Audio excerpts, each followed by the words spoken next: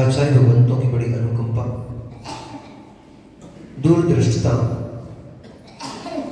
दया परिणाम कि उन्होंने अपनी साधना के अमूल्य क्षणों में से कुछ समय निकाल करके हम जैसे संसारी प्राणियों के लिए मोक्ष का मार्ग प्रदर्शित किया। हम जैसे जीवों के लिए उपदेश देकर के उन्होंने मोक्ष का मार्ग बतलाया। जीव कैसे अपने परिणामों को संभाले, कैसे पापों से बचे, अनेक अनेक दृष्टांत, अनेक अनेक माध्यम से आचार्यों ने इस जीव के लिए पाप प्रवृत्ति से मुक्त होने के उपक्रम रहे। कैसे हो ये जीव मोक्ष मार्ग में लग जाए, क्योंकि संसारी प्राणी निरंतर 5 पापों में प्रवृत्ति करता रहता है। आत्मा का हित अहित नहीं समझने के कारण से, विवेक रहित होने से वह जीव अपनी आत्मा के कल्याण रूप मोक्ष मार्ग को नहीं जानता हुआ, शुभ और अशुभ में भेद को नहीं जानता हुआ, अशुभ में प्रवृत्ति करते हुए प्रमाद पूर्वक शुभ का त्याग करता है और शुभ से दूर रहने के कारण से वो शुद्ध तक भी नहीं पहुंच पाता है और शुद्ध तक न पहुंचने के कारण से वो निरंतर संसार में परिभ्रमण करता रहता है, दुखों को भोगता रहता है। कैसे हो कि ये जीवन दुखों से निकल जाए, ऐसा भाव प्रतिक्षण वे मुनिराज अपने भावों में भाते रहते हैं। ऐसा करना धर्म ध्यान की श्रेणी में रखा गया है। अपाय विचय धर्म ध्यान, उपाय विचय धर्म ध्यान, विपाक विचय धर्म ध्यान, 10 प्रकार के जो धर्म ध्यान के भेद किए, उसमें क्लिष्ट जो प्राणी है, संसार में दुखी है, कष्ट में पड़े हुए हैं, उन प्राणियों को देख करके उनके ऊपर दया अनुकंपा का भाव आना कि भगवान कैसे हो, ये जीव बेचारे कितने कष्ट में हैं, इस कष्ट से निकल करके और सुखी हो जाएं, ऐसी भावना करना मात्र ये आपके धर्म ध्यान का कारण बनता है। और ऐसी भावना करने से आप धर्म ध्यान पूर्वक पाप कर्म का क्षय करते हैं, शुभ कर्म का आश्रय बंद करते हैं।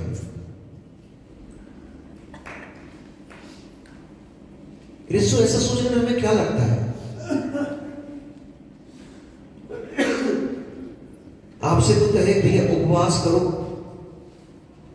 तपस्या निर्जरा, तपस्या करने से कर्मों की निर्जरा होती है, और अनशन नाम का प्रथम बहिरंग तप का, उस तप को करने में तो आपको बड़ी मेहनत लगेगी, क्योंकि चारों प्रकार के आहार पानी का आपको त्याग करना पड़ेगा, दिन भर आपको भूखा रहना पड़ेगा, और केवल भूखा ही नहीं रहना पड़ेगा, भूखे तो बहुत सारे लोग रहते हैं। जंगल में कोई फंस गया, अब उसको भोजन की व्यवस्था नहीं है, वो भी भूखा रहेगा, तो वो भी उपवास कहलाएगा, उसका भी अनशन तप हो गया। क्यों? भूखा तो है, भोजन नहीं किया उसने, भोजन तो नहीं किया, लेकिन भोजन के करने में जो आसक्ति भाव था, कब हो मुझे भोजन मिल जाए, कब हो मैं घर पहुंच जाऊं, कब हो ऐसे स्थान पर पहुंच जाऊं जहां पर मेरी भोजन की व्यवस्था हो जाए, ये आसक्ति उसको हर क्षण हर समय परेशान कर रही है। इसलिए भूखा होने पर भी उसका उपवास नहीं है। उपवास का अर्थ होता है उप यानी आत्मा, स्वयं के वास, स्वयं के निकट जो वास है, अपनी आत्मा में जो रमण है, आत्मा के निकट पहुंचना, इसका नाम है उपवास।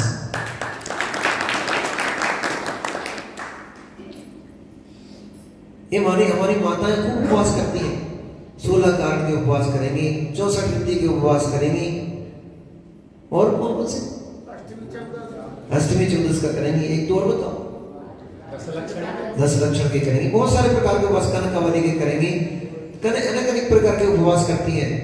उपवास का अर्थ केवल इतने नहीं है कि आपने केवल भोजन छोड़ दिया, हो गया उपवास। रोटी का उपवास तो, भोजन का उपवास तो आपने बहुत बार कर लिए, अब अपने को कषायों के उपवास को करना है, अब अपने को पापों के उपवास को करना है।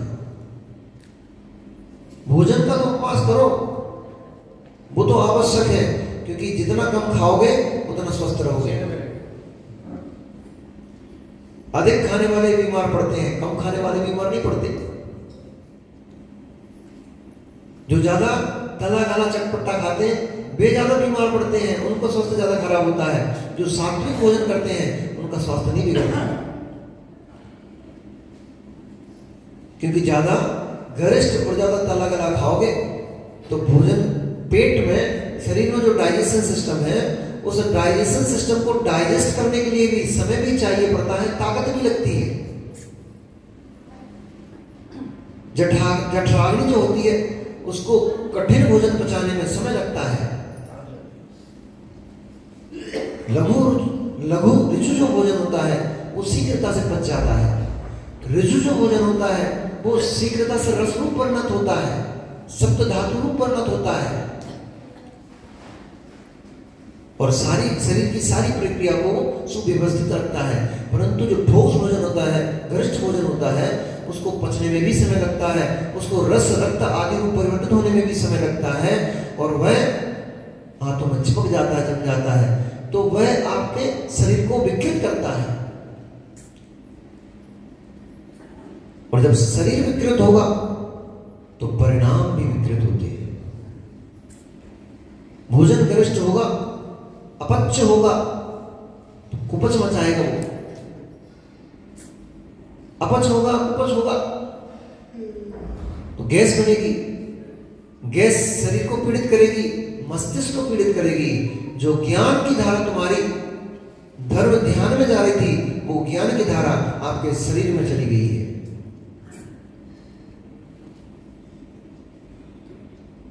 ये धर्म केवल इतने नहीं है कि चावल लेके आके मंदिर में चढ़ा गए, भगवान को नमस्कार कर गए, हो गए धर्म। धर्म को आपकी भोजन की थाली में आपको देखना पड़ेगा। ये मुनिराजों को शौक थोड़ी होता है कि ऐसी ठंडी में ये कपड़े उतार के घूम रहे हैं। मुनिराजों को शौक थोड़ी होता है कि ऐसी ककड़ी पथरीली कांटों भरी जमीन में ये नंगे पैर चल रहे हैं।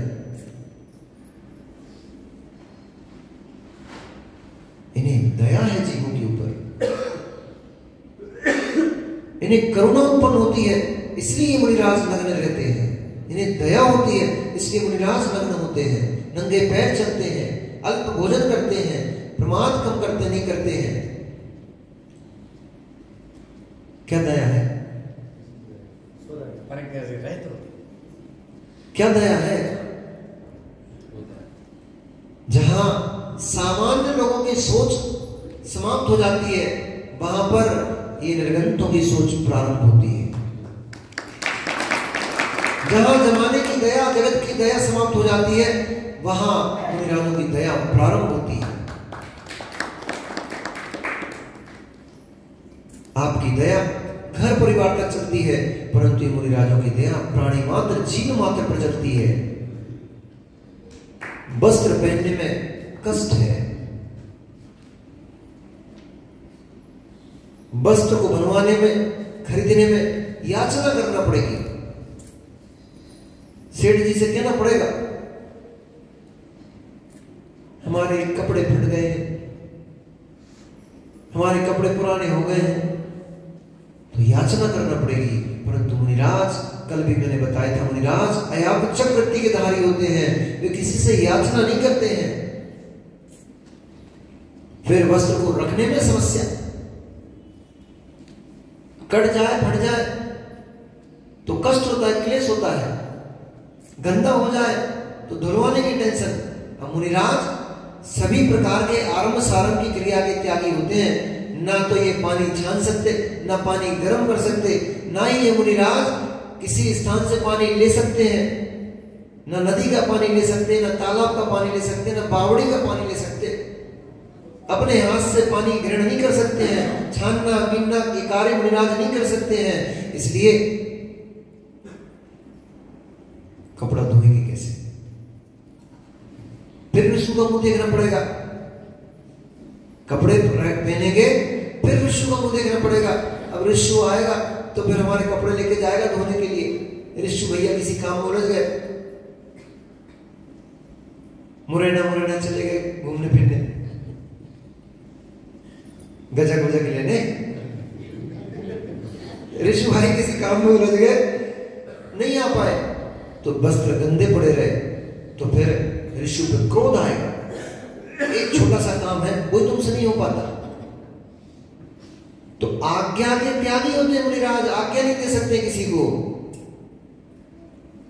कैसे कहेंगे जाओ भैया कपड़े धो के लाओ, ये तो आज्ञा हो गई। मुनिराज आज्ञा नहीं दे सकते। फिर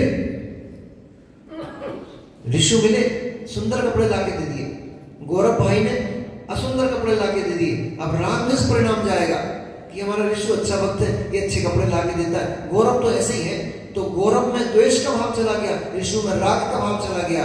इसलिए मुनिराज परिग्रह, वस्त्र परिग्रह के त्यागी होते हैं।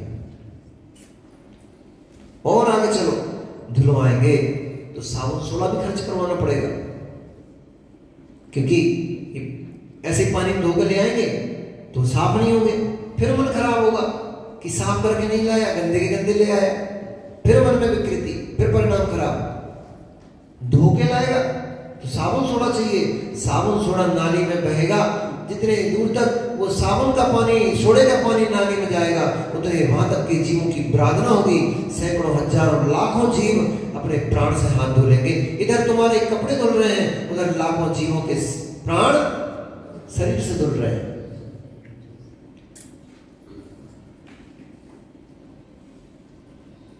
कदाचित एक बार एक शब्द मैंने बोला था कि मुनिराज आरंभ सारंभ के त्याग नदी का, बावड़ी का, तालाब का पानी नहीं ले सकते।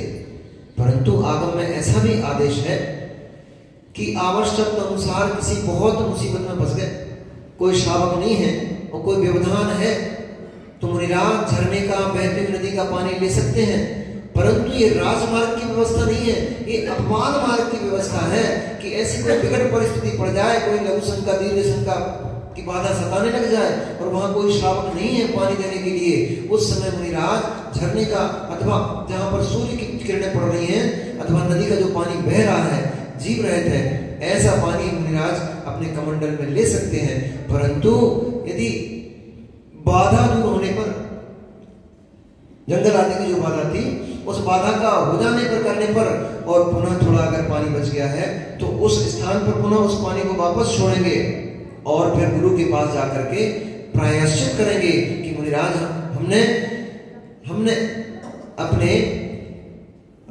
जो व्रत है, अदत्तादान रूप जो व्रत है, उसमें हमने दोष लगा लिया। पूर्ण रूप से टूटा नहीं होता है व्रत, परंतु उसमें हमने दोष लगा लिया कि हमने नदी का पानी, तालाब का पानी अथवा झरने का हमने पानी ग्रहण कर लिया, उसका प्रायश्चित करेंगे। इसलिए ये मार्ग राजमार्ग नहीं है, लोगों ने इसको राजमार्ग बना दिया भैया।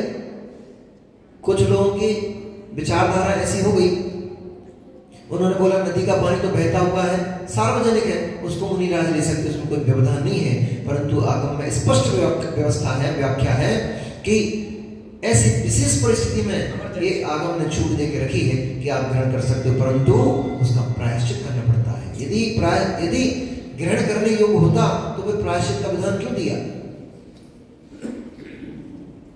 इसलिए कितनी समस्या है भैया। इसलिए मुनिराज को जीव दया है, एक कमंडल भी पानी हमने अगर झरने का ले लिया, जाने उसमें जीवों की प्रार्थना हो गई होगी अथवा हो ही जाएगी, क्योंकि अनछना पानी है।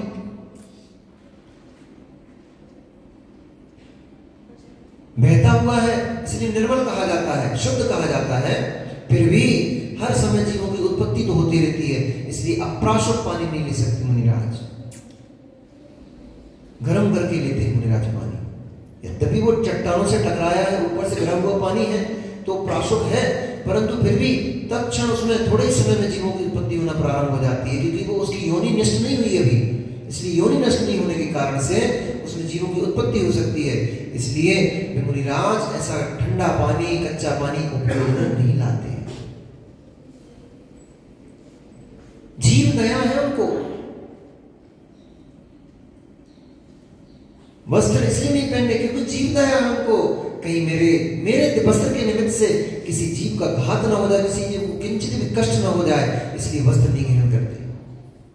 चप्पल जूते पहन के, खड़ाउन पहन के इसलिए नहीं चलते हैं, पैर पोले पोले होते हैं, पैरों में बहुत स्थान पर गैप होता है, रिक्त स्थान होता है, कदाचित पैदल चल भी रहे हैं, पैर के नीचे कोई जीव आ भी गया तो केवल आगे का हिस्सा और पीछे की एड़ी, इतना हिस्सा मुख्य रूप से जमीन पर रखा था, बीच का हिस्सा पोला होता है, उंगलियों के बीच में पोला पोला स्थान हो सकता है वो छोटा जीव उंगलियों के स्थान में फंस करके बच जाए, पोले पोले स्थान में बीच में फंस करके बच जाए, परंतु खड़ाऊ पहने होंगे, चप्पल जूते पहने होंगे तो फिर वो जीव बच नहीं सकता है, क्योंकि वो प्लेन होती है, पैर का तलुआ नरम होता है, चप्पल जूते कठोर होते हैं, उस कड़े खड़ाऊ, कड़े पत्थर, चप्पल जूते से दब सकता है जीव, पैर के तलुए नरम नरम होते हैं, इसलिए हो सकता है उसके कारण से बच जाए जीव।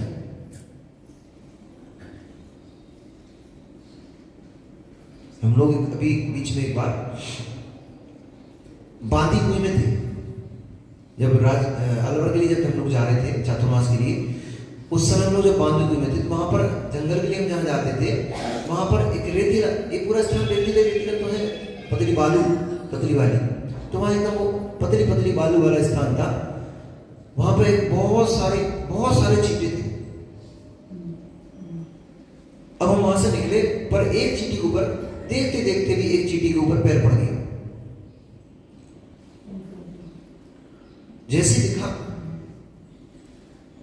पैर रखते रखते वो चींटी के ऊपर आ गया, वो धूल में दिखाई नहीं दिया, और जैसे ही पैर रखा, पैर रखना हुआ वो चींटा मुझे दिखाई दे गया, संभाला अपने आप को, पैरों को संभाला, दूसरा पैर आगे रखकर जैसे ही देखा वो रेत के कारण से, वो पतली मिट्टी के कारण से वो पैर के नीचे दब तो गया, लेकिन जैसे ही मैंने पैर हटाया वो चींटा वापस उठ के खड़ा हो गया।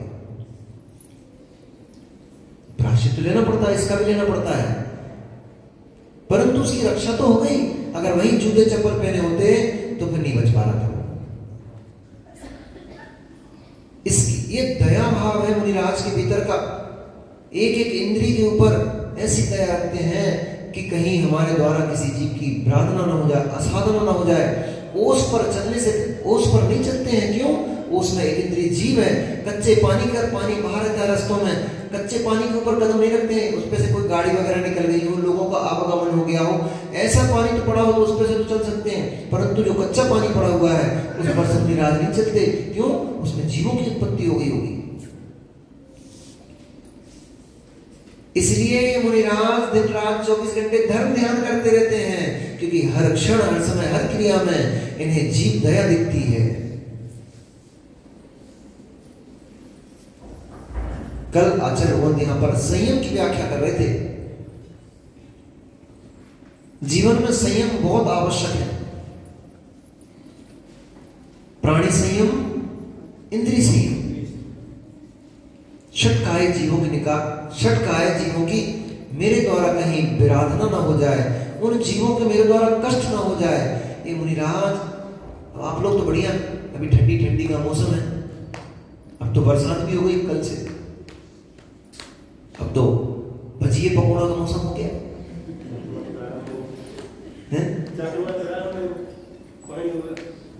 भजिए पकौड़े का मौसम शुरू हो गया। तो अभी देखो घर घर में पालक की पत्ती, मेथी के भजिए बनेंगे।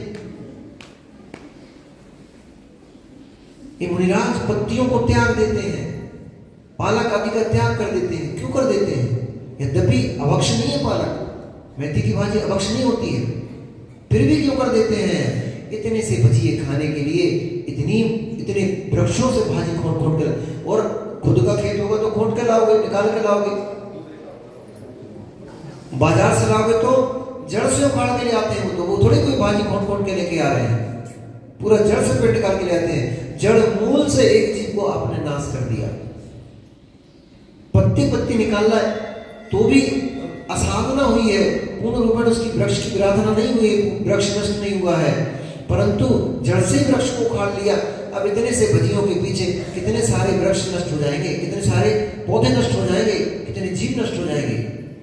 इसलिए ये पालक वालक के भजिए आपको तो अच्छे लगते हैं खाने में, परंतु मुनिराज इनके त्यागी होते हैं। उन्हें दया है कि पेट ही तो भरना है, पेट तो रोटी से ही भर जाएगा, वो घिया की सब्जी से भी पेट भर जाएगा। एक घिया की आती थोड़ी, मुनिराजों में घिया फेमस कहलाती है, मतलब चौका कहीं भी लगे तो घिया तो जरूर बनता है। क्यों भाई? मुनिराजों के लिए घिया की सब्जी फेमस है। क्यों है? एक इतनी बड़ी घिया ले आओ, उसके घिया का हलवा बन गया, उसके घिया के कोफ्ते बन गए, घिया की टमाटर की घिया मिला करके सब्जी बना दी, और एक अच्छी घिया का रायता बना दो, उसका ही मीठा हो गया, उसकी सब्जी हो गई, और घिया के पराठे भी बन जाते हैं, उसकी रोटी हो गई। एक घिया में इतनी सारी सामग्री तैयार हो गई। वहीं यदि आप अन्य दूसरी कोई सब्जी लेकर आते हो, आपको बहुत सारे फल को, सब्जियों को बहुत सारे यूज करना पड़ता है। कितना कम से कम हो सके, कितना हम इंद्रियों को नियंत्रित कर सके, उतना नियंत्रण करने का प्रयास करते हैं। क्यों? पूर्ण रूपेण अभी हम पंचम काल है, चतुर्थ काल नहीं है, हमारा हीन सहन है। प्रतिदिन भी भोजन का आदेश मुनिराजों को आचार्यों ने दिया है। पट्टे स्वामी ने तो मूलाचार्य जी में स्पष्ट लिखा है कि यदि प्रतिदिन भी आवश्यकता पड़ जाए तो प्रतिदिन मुनिराज भोजन करें, कोई विकल्प नहीं है उसमें, परंतु आसक्ति पर नियंत्रण करें, भावों पर नियंत्रण करें। शुद्ध भोजन होगा तब जाकर के आपका भाव शुद्ध बनेगा। परिणामों की शुद्धता के लिए भोजन का नियंत्रण बहुत आवश्यक है, भोजन की शुद्धता बहुत आवश्यक है। इसलिए एक जगह नहीं, कई स्थानों पर भोजन की शुद्धता की बात कही गई है, भोजन के लिए नियंत्रण की बात कही गई है। क्योंकि कहावत भी होती है, बुंदेलखंड में कहावत बोलते हैं कि जैसा खाओगे अन्न वैसा होगा मन, और जैसा पियोगे पानी वैसी होगी। अब वाणी अच्छी क्यों नहीं हो पा रही है भैया? ये लोगों की वाणी अच्छी क्यों नहीं हो पा रही है? क्योंकि बिस्लरी का और औरों को पानी पी रहे हो। महीनों महीनों का 15-15 दिन का भरा हुआ बॉटलों का सड़ा सड़ा पानी पी रहे हो और अपने आप को बड़ा स्टैंडर्ड महसूस कर रहे हो। हम तो बहुत स्टैंडर्ड वाले हैं। अरे स्टैंडर्ड वाले नहीं, जितने स्टैंडर्ड वाले हो तुम उतने बड़े पापी कहलाए। क्यों? क्योंकि जो स्टैंडर्ड वाला होता है वो घर का शुद्ध छना हुआ प्राशुद्ध किया हुआ पानी पीता है, उसका नाम है स्टैंडर्ड। करो इतना मेहनत करो। कैसे करें मेहनत इतनी? इतने तो प्रमादी हो गए हैं कि पानी तक तो छानते नहीं बनता है। कैसे पालेंगे हम धर्म को?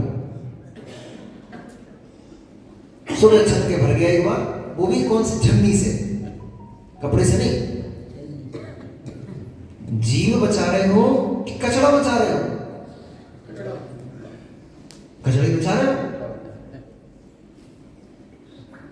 जीव रक्षा है कि कचरा नहीं पीना है, कचरे को बचाने की भाव है, इसलिए पानी छान रहे हो।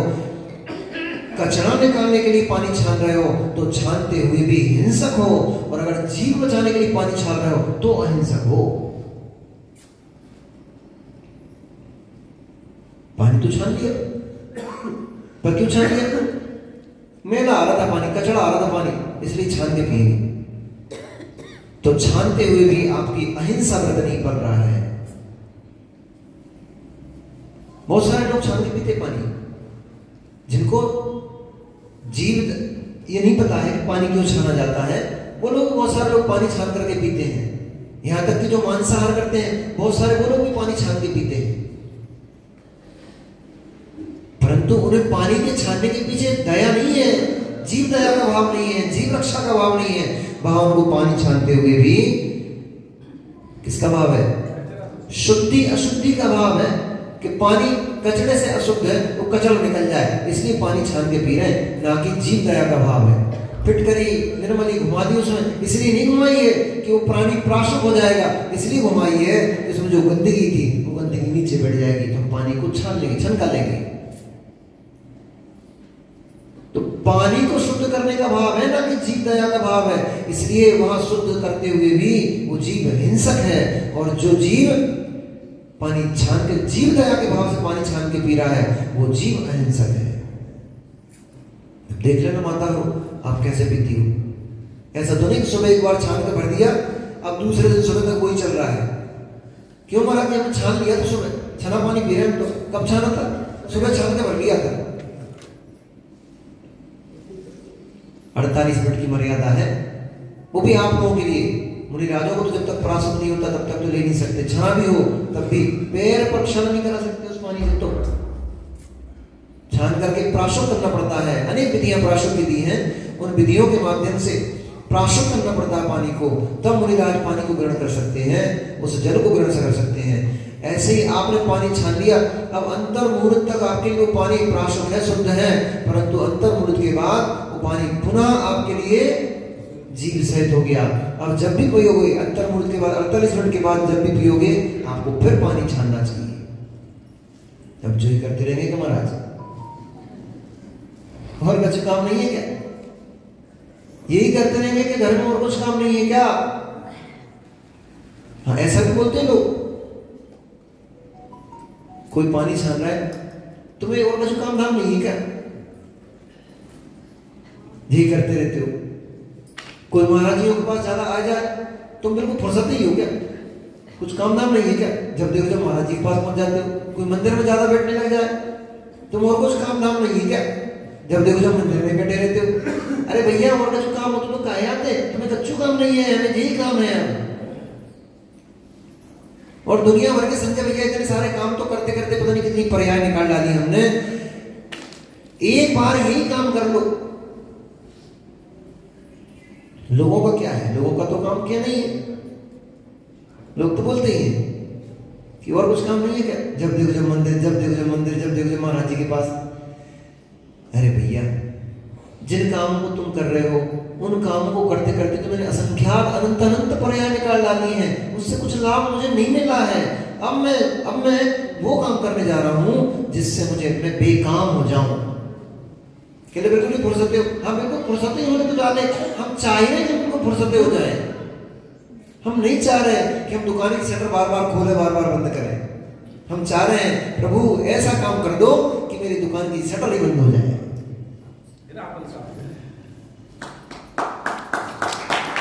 सुनने में अच्छा लग रहा है, ताली बजा रहे हैं। पर भाई ये जाओगे महाराज दुकान पे आजकल ग्राहक नहीं आ रहा कि जो तंत्र मंत्र बता दो, कजू बता दो महाराज क्या करना है, आजकल दुकान चल नहीं रही है। आचार्य श्री की जब दीक्षा हुई, एक बार आचार्य श्री के पंडित जी मिल गए।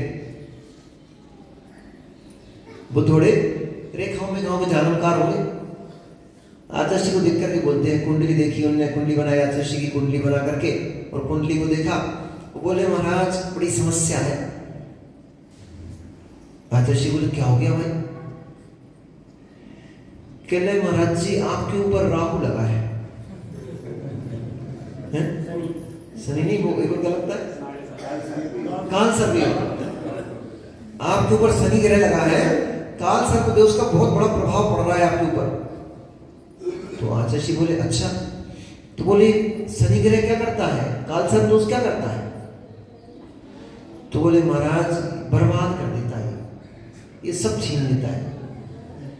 तो आचार्य जी बोले फिर तो बहुत सही है हमारी, हम तो चाह रहे भैया कि हमारा सब नष्ट हो जाए। हम नहीं चाह रहे हैं कि हम और इकट्ठा कर करके रखें, हम तो यही चाह रहे हैं कि हमारा शनि ग्रह अच्छा लग जाए। हम तो कह रहे हैं सबको शनि ग्रह लग जाए, कि सबके परिग्रह उतर जाए। बोले परिग्रह उतार देता है, और हम तो चाह रहे हैं सबके परिग्रह उतर जाए, पूरे सबके सब निष्परिग्रह बन जाए।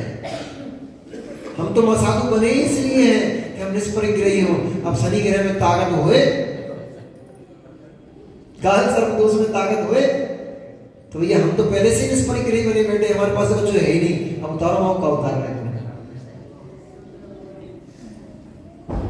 भयभीत होते हैं, उनको डर लगता है, उनको भय लगता है। जिन्हें आसक्ति होती संसार में, जिन्हें कोई इच्छाएं होती है, जिन्हें कुछ चाहिए है, वे भयभीत घूमते फिरे शनि ग्रह से और काल सर्प दोष से। जिन्हें संसार की आकांक्षाएं समाप्त हो गई हैं, उनका शनि ग्रह क्या बिगाड़ेगा, उनका काल सर्प दोष क्या बिगाड़ेगा?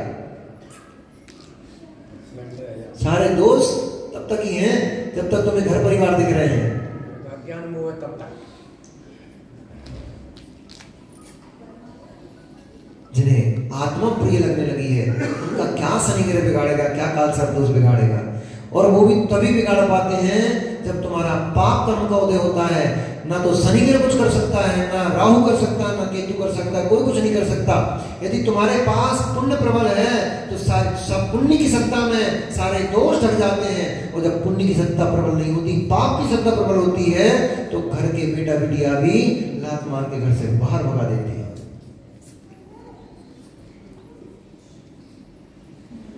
शनि और राहु, घर में ही शनि तैयार हो जाते हैं, घर में ही राहु तैयार हो जाते हैं। जिस माँ ने पेट में रखकर 9 महीने पाला, अपना आंचल का दूध पिलाया, वो माँ रोटी देना बंद कर देती है जब पाप कर्म का उदय जाता है। तो माँ भोजन में विष डाल के खिला देती है जब पाप कर्म का अपना उदय जाता है। तो ऐसे दृष्टांत देखे गए हैं। माँ ने ही अपने छोटे से बच्चे को उठा करके चूल्हे में झोंक दिया, जलाकर मार डाला उसको, क्योंकि उसकी वासना की प्रवृत्ति, उसकी वासना की इच्छाओं की पूर्ति नहीं हो पा रही थी। वो बेटा बिगड़ बन रहा था, पर पुरुष के साथ सहयोग करती थी, बच्चा बिगड़ बनने लग गया। उस मां ने अपने ही बेटे को तलवार से कटवा के फेंकवा दिया, अपने प्रेमी के द्वारा। एक बच्चे ने नोट की गड्डी उठा करके चूल्हे में झोंक दी। मां ने उठा करके उस नोट की गड्डी में इतना राग, अरे नोट तो फिर कमा देती, अब बेटा कहां से लाओगी? उन्होंने बेटे को उठा करके चूल्हे में झोंक दी, जला करके मार डाला उसको। ये संसार है भैया, ये संसार है। कोई किसी का मीत नहीं है। जब तक जिसकी इच्छाएं पूर्ति हो रही हैं, तब तक सब अपने मीत हैं, सब अपने प्रिय हैं, सब अपने बंधु वर्ग हैं। इच्छाओं की पूर्ति होना बंद हो जाती है, वही शत्रु लगता है। मां जो तुम्हारे कलेजे का टुकड़ा है, बेटा लगता है, बेटी लगती तुम्हारी, जिसे पालने पोसने के लिए इतनी मेहनत करते हो, अपना रूप लावण्य बर्बाद कर दिया, सब कुछ नष्ट कर दिया जिसको पालने के लिए, वो बेटा भी तुम्हें तब तक प्रिय लगता है, वो बेटी भी तुम्हें तब तक प्रिय लगती है जब तक वो तुम्हारी बातें सुनती, बातें मानती है। तुम्हारी बातें नहीं मानती तो उसमें भी तुम दो चार पीठ पर कुदा देती हो तुरंत ही। सही है कि गलत है? जब तक बच्चे तुम्हारी बात मान रहे हैं तब तक तुम्हें बच्चे प्रिय लग रहे हैं। जिस दिन तुम्हारी बात मानना बंद कर देते हैं वे बच्चे दुश्मन से लगने लग जाते तुम्हें। पति तब तक तुम्हें प्रिय लग रहा है जब तक तुम्हारी इच्छाओं की पूर्ति उससे हो रही है। जिस दिन तुम्हारी बात मानना बंद कर देता है, जिस दिन तुम्हारी इच्छाओं की पूर्ति बंद हो जाती है उससे, उसी दिन पति शत्रु दिखने लगता है। माता पिता तब तक अपने लगते हैं, तब तक मां के पीछे पीछे भागता है बेटा। वो बंदरिया देखिए, बंदरिया छत पे 2-3 दिन पहले की बात बता रहा हूं। एक बंदरिया का छोटा सा बच्चा, वो उसके पास बैठ रहा था। अब वो पकड़ती उसको, और उसको कुछ छोटे छोटे बच्चे सबके चंचल होते हैं, और फिर बंदर के बच्चे तो बंदर है, वो तो वैसे ही चंचल है। वो भागने का प्रयास कर रहा है, वो पैर पकड़ के खींच लेती उसको, वो कहीं भागने लग जाता, फिर उसकी पूंछ पकड़ के खींच लेती। 6-8 बार उसने करा, नहीं माना, उसने एक थप्पड़ दिया उसको और चिपका लिया। मतलब उसके अंदर भी कषाय भाव देखो, मान कषाय देखो, उस ट्रेंच में उसमें भी मान कषाय भरी हुई है कि मेरी बात नहीं मान रही है। वो कह रही इधर बैठ, वो उधर भाग रहा है, उसको भी गुस्सा आ गया, उसने 2 थप्पड़ दिए। उस मां अपना आंचल पान करा रही है, लेकिन तब तक ही करा रही है जब तक गुस्सा नहीं आया। गुस्सा आती है तो उठा पटक के ऐसे बिठा देते हो तुम लोग उसको, बच्चे नहीं करते क्या? माता तो करती नहीं है, अलवरनी क्या नाम इसका, राजा खेड़ा की माता नहीं करती ऐसा है। बच्चे को नहलाती हो ना आप लोग, छोटे छोटे बच्चों को नहलाया होगा आपने। अब जिनके अभी बिल्कुल छोटे होंगे वो तो अभी उनको समझ में अभी आ जाएगा, और जिनके बड़े बड़े हो गए होंगे उनको पुरानी घटना याद आ जाएगी कि जब बच्चे को नहलाती थी, वो बच्चा पानी में छप छप कर रहा है, वो दूसरी तरफ भाग रहा है, तुम साबुन लगा रही है, वो छुप छुप के भाग रहा है, तो पत्थर के ऊपर उठा के पटक देती थी उसको ऐसे करके, और ऐसे मिसमिचाते हुए दांतों से उसको पटक पटक के, और फिर ऊपर से जबरदस्ती उसके मग्गे भर भर के पानी डालती थी। नहीं करती थी साहब लोग? कहां चली गई तुम्हारी ममता उस समय? कहां चली गई उस समय तुम्हारी ममता? कैसे पटक पटक के घिस देती हो पत्थर को, उसके पुट्टों को? कहां चली गई ममता? तब तक ही ममता है, तब तक ही ममता है जब तक तुम्हारी बात मान रहा है, तब तक तुम्हारी बात सुन रहा है। तुम्हारी बात मानना बंद कर देता तो मान कषाय, ममता साइड में रखी जाती है, फिर मान कषाय जग जाती है, और मान कषाय छोटे से बच्चे की भी पिटाई करवा देती है। सुन ले भाई ढोलक, ढोलक मास्टर सुन रहा है? क्या नाम है? एक पीछे नीली टी शर्ट वाला, पीली टी शर्ट वाला अभिषेक, सुन ले भाई अभिषेक, तेरी मम्मी ने तेरा खूब अभिषेक करा पटक पटक के, नहीं तो पूछ लेना मम्मा से।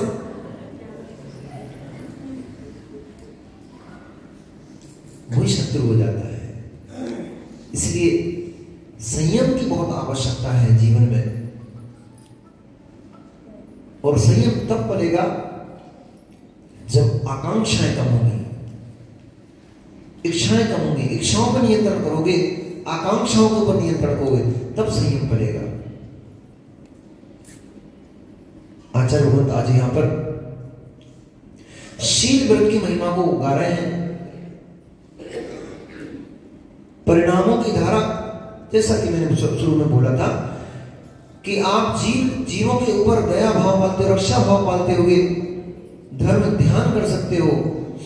धर्म ध्यान के लिए समय निकालना है तो कहीं जाने की आवश्यकता नहीं है। धर्म ध्यान के लिए समय निकालना है तो रास्ते पे चलते चलते आप धर्म ध्यान कर सकते हो। माँ भोजन चौके में भोजन बनाते बनाते, अब आपके चौका तो होते नहीं, आप लोगों के तो किचन होता है।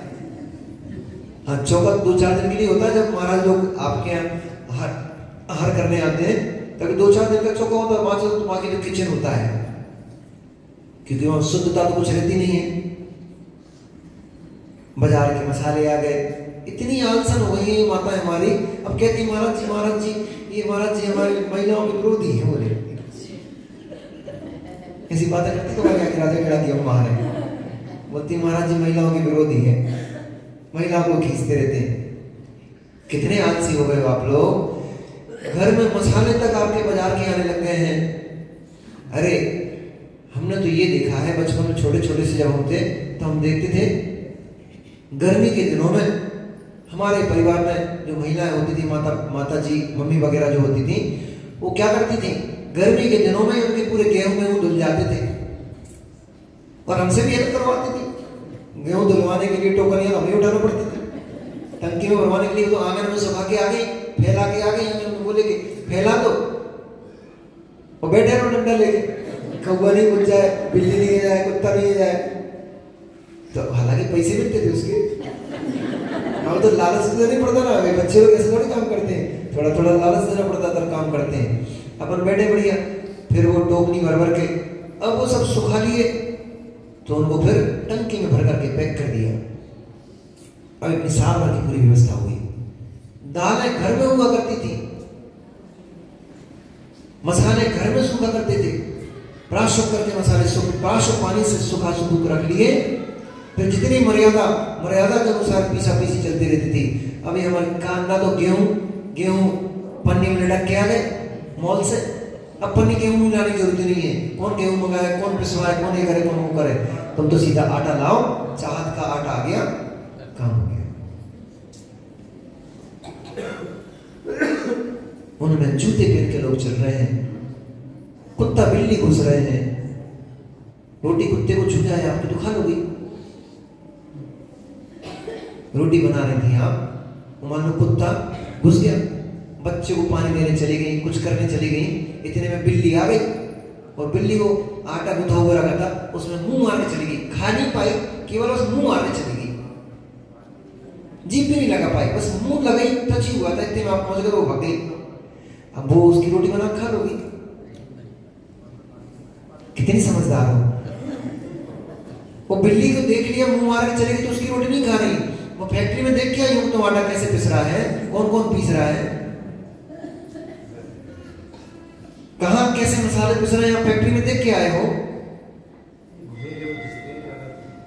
अरे घुने जैसे जीव जंतु हम तो लेके आए ना भैया, क्योंकि हम लोग तो, आप लोग घर में घुसे रहते हो इसलिए आपको कुछ पता नहीं रहता है। आप तो पैकिंग देखते हो ना, पैकिंग सुंदर है, बस पैकिंग के अंदर भरा क्या है ये थोड़ी देखते हो। ब्रांड देख ली, पैकिंग देख ली, खत्म कहानी। जाके देखो तो जरा भीतर में घुस के देखो तब पता पड़ेगा। हम तो जब हम लोगों का बिहार गोमटे से बिहार हुआ, हैदराबाद के लिए जब हम बिहार करने पहुंचे तो अपने पहाड़ी परिवार है जो आदर्शी का क्या बोलते संघपति परिवार है, उनकी फ्लोर मिल है बहुत बड़ी, ब्रांड है उनका बहुत बड़ा। उन्होंने उस फ्लोर मिल में रोका, जहां पर वो लोग रोका हम लोगों को, वहां पर उनका गोडाउन था गेहूं का। उस गोडाउन में इतने तुरुले हो रहे, इतने जीव हो रहे, सब जगह होते हैं तो, क्योंकि जहां अनाज रखा रहेगा वहां तो होंगे ही होंगे। छटवा रहे हैं, फटकवा रहे हैं, सब करवा रहे हैं, लगी है लेबर, लगी छाटने फटकने वाली भी लेबर लगी है, लेकिन उतने तो कर पाएगी वो भी जितना हो सकता है। आप तो क्या देख के जाओगे, सफेद बढ़िया बढ़िया सी पन्नी देखोगे, आटा एकदम, हाँ बहुत बढ़िया आटा, एक नंबर आटा है, एकदम सफेद आटा है, ऊपर के छिलके निकाल कर तुमने आटा तो सफेद कर दिया, पर कितने जीव उसमें पिस चुके हैं आपको पता है क्या? ये हमारी घर में तो माता है, एक एक दाना बीन बीन करके एक एक कुसी अलग निकालेंगी, मिट्टी अलग निकालेंगी, और जीव भुना हुआ दाना होगा उसको निकाल के अलग साइड में फेंक देंगी, तब जाकर के आटा पीसती घर में। पोहा खाते हैं बड़े चाप से, घर में बनाओगे तो छांटोगे, फटकोगे, छानोगे, तब जाकर के 2-2, 3-3 बार उसको धो धा के फिर पोहा बनाते हो, और होटलों में पोहा खा के जाते हो। इडलियां पड़ी हैं, सूड़े पड़े हैं, उनने उठाया और तल दिया और बड़ा टेस्ट लग रहा है तुम्हें तो लग रहा है जीरा पड़ा हुआ है उसमें, खा कैसे? जब तक भोजन की शुद्धता नहीं होगी तब तक भावों में शुद्धता नहीं बन सकती है। भावों में शुद्धता के लिए भोजन की शुद्धि अत्यंत आवश्यक है। ज्यादा मसाले का भोजन करोगे, मसाला गर्म करता है शरीर में। जब मसाला की गैस बनती है तो शरीर में उत्तेजना उत्पन्न होती है। मांसाहार के भोजन के लिए क्यों निषेध है? एक तो तद जिस जीव का मांस है उस जीव के उस मांस में वैसे ही वैसे प्रत्येक समय जीव उत्पत्ति हो रही है, चाहे वो पका हो, चाहे अध पका हो, चाहे बिना पका हो, कोई भी मांस हो, उस मांस में जैसे बकरी का मांस है तो उसमें असंख्यात बकरियां, सम्मूर्छन बकरियां हर क्षण हर समय उत्पन्न असंख्यात उत्पन्न हो रही हैं, हर क्षण उसमें मर रही हैं, वे सब जीव उसमें रहेंगे। आप ये नहीं कह सकते कि तो पका हुआ गर्म है, पके हुए में भी उत्पन्न होते रहते हैं। मांसाहार तामसिक भोजन होता है, उससे उत्तेजना उत्पन्न होती शरीर में, और जब उत्तेजना उत्पन्न होगी, शरीर में गर्मी उत्पन्न होगी, तो भाव विकृति अपने आप होने लग जाएगी। अपने आप परिणाम जो है वो क्रूर होने लग जाएंगे। अपने आप आपके परिणाम जो है वो विषय वासना रूप होने लग जाएंगे। संसार की वृद्धि रूप परिणाम अपने आप होने लग जाते हैं, क्योंकि वो भोजन तामसिक भोजन था। जिन्हें अपने संयम की रक्षा करना है, उन्हें भोजन पर नियंत्रण अवश्य करना पड़ेगा।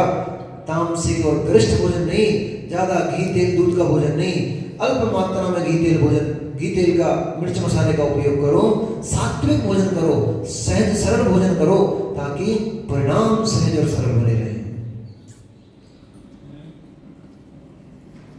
अब ये तो कह नहीं सकते कि महाराज जी अच्छी समस्या है, अब भोजन भी नहीं करें क्या? भोजन तो करो, मर्यादित भोजन करो। आप लोग क्या करें? वैसी चीजें अच्छी लगती है ना? कौन से वो किसान का रखा हुआ अचार, किसान कंपनी, किसान मतलब किसी व्यक्ति विशेष नहीं, किसान कंपनी का साल भर पुराना जो अचार डाल के रखा है उन्होंने, वो आपको बड़ा टेस्टी लगता है, वो ही पसंद आता है। पर हमारे आचार्य तो कह रहे नरक का प्रथम द्वार उसका नाम है अचार, क्योंकि अंतर मुहूर्त के बाद 48 मिनट नहीं 24 घंटे की मर्यादा होती है। 24 घंटे की मर्यादा के बाद कोई भी अचार जो होता है उसमें जीव उत्पन्न हो जाते हैं, वो अभक्ष हो जाता है। अब तुम महीनों का सालों का रखा अचार खा रहे हो, उसमें इल्लियां बिलबिलाने लग गई। देखो माइक्रोस्कोप से लगाकर जरा, ऐसी बड़ी बड़ी इल्लियां बिलबिलाती उसमें, और आप तो मालूम कैसा हो जाता है। बढ़िया केरी का अचार खा रहे दांतों से तोड़ के, जैसे वो डिस्कवरी में देखना कभी, ठीक है? जैसे बड़ी मछली होती है ना, व्हेल मछली हो या शार्क हो, शार्क को देखना, शार्क क्या करती है? छोटी मछलियों को खा जाती है, और जैसे वो मुंह खोलती है, अब इतनी बड़ी सी तो होती है, उसके मुंह में 10-20 मछलियां फंसी, उसने जैसे ही मुंह को बंद किया, उसके दांतों में कहीं इधर मछली लटक रही है, कहीं उधर मछली लटक रही है, उनका खून निकल रहा है, रक्त से मुंह लाल हो गया, और दांतों में मछलियां फंसी हुई, दांतों के बीच में मछलियां फंसी हुई हैं। कितना अच्छा लगता है, अच्छा लगेगा ना? तो माताओं, अब आज से अचार पापड़ जो पुराने होते हैं, बड़ी पापड़ अचार बरसों के ना, इनको बंद कर दो। जैसे वो शार्क के मुंह में मछलियां लटकती रहती ना, ऐसे ही तुम्हारे मुंह में, दांतों के बीच में वो छोटे से जो अचार के जीव हो जाते हैं। बे भैया ऋषु, दूर की तरफ उंगलियां नहीं करना, अपने में बहुत पाप भरे पड़े हैं। बे जीव, बे इल्लियां दांतों में चुभ करके फंस करके वे लटक जाती हैं, ऐसी मर रही है बेचारी, दब गई हैं, खूना खच्चर हो गया तुम्हारे मुंह में, तुम कह रहे हो बहुत टेस्टी अचार है।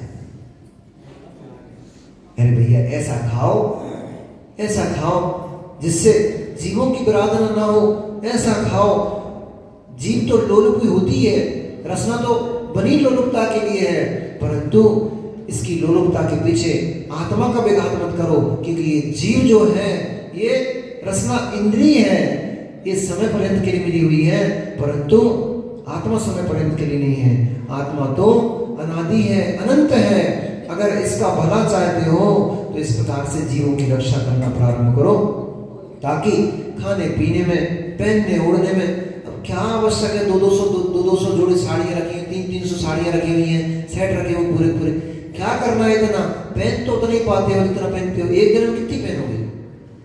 1 2 3 4 रखी, 100 200 300 साड़ियां रखी हैं। ठीक है, हम मना नहीं कर रहे आपको कि आप 200 मत रखो, कम से कम 200 रखे हो, 200 का ही परिमाण कर लो कि हम एक साथ 200 से अधिक साड़ी नहीं रखेंगे, फिर भी कुछ पाप से तो बच जाओगे।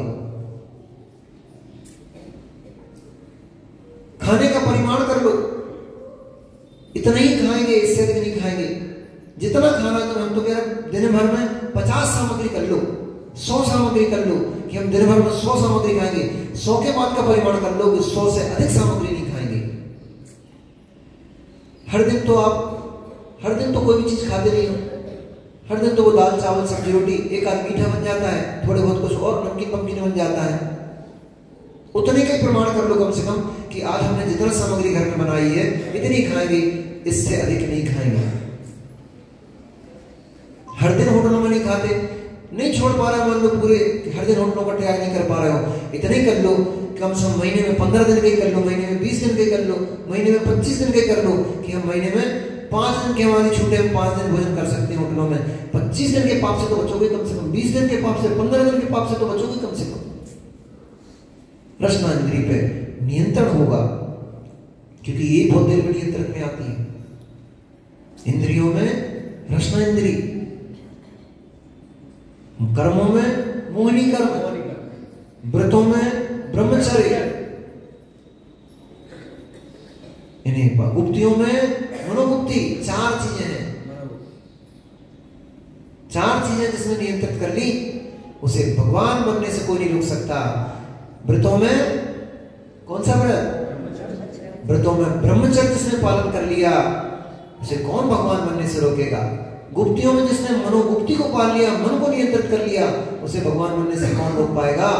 और कर्म में मोहिनी कर्म, मोह को जिसने बस में कर लिया उसे भगवान बनने से कौन रोक पाएगा। और रसना इंद्री, इंद्रियों में कोई सरदार है उसका नाम रसना इंद्री है। इसको जिसने नियंत्रित कर लिया, अंत समय में भी ये रसना की लोलुपता परेशान करने लग जाती है। इसलिए अभी से नियंत्रित करके चलोगे तब जाकर के कहीं भविष्य में जब समाधि मरण का काल आएगा, जब अंत समय आएगा, तब समता पूर्वक, समाधि पूर्वक और आसक्ति से रहित होकर के मरण कर पाओगे। और अगर कहीं आसक्ति पूर्वक मरण हो गया तो फिर पुनः जाकर के किसी खोटी पर्याय में गिरना पड़ेगा। हो सकता है नरकों में जाके गिर जाए, हो सकता है त्रियंचों में जाके गिर जाए, हो सकता है किसी पुण्य से मनुष्य बन जाए। तो ऐसे दरिद्री कुल उत्पन्न हो जाएंगे कि दाने दाने के लिए मोहताज घूमते फिरते रहेंगे, भीख मांग करके खाना पड़ जाएगा, अथवा किसी दूसरे की किसी दूसरे के घरों की नालियों को साफ करना पड़ेगा, दूसरे के घरों में जाकर के उनका मुंह देखना पड़ेगा, दूसरों के घरों में उनके जूठे बर्तनों को मांझना पड़ेगा। ऐसी पर्यायों को प्राप्त जीव पाप कर्म की वजह से प्राप्त करता है। इसलिए अपने रसना इंद्री को, अपने मन को नियंत्रित करते हुए, जो कि कल आचार्य भगवंत ने संयम की बात कही थी, इंद्रिय संयम और प्राणी संयम। कल अपन ने प्राणी संयम के ऊपर देखा था, आज इंद्रियों के ऊपर नियंत्रण की बात कर रहे हैं कि इंद्रिय संयम अत्यंत आवश्यक है। जो जीव इंद्रिय संयम पालता है वो जीव ही सदाचारी कहलाता है, वही जीव शील को धारण कर पाता है और वही जीव कालांतर में भगवत्ता को प्राप्त कर पाता है। भगवान महावीर स्वामी की नमो सिद्धाणम, नमो आर्याणम, नमो वज्राणम, नमो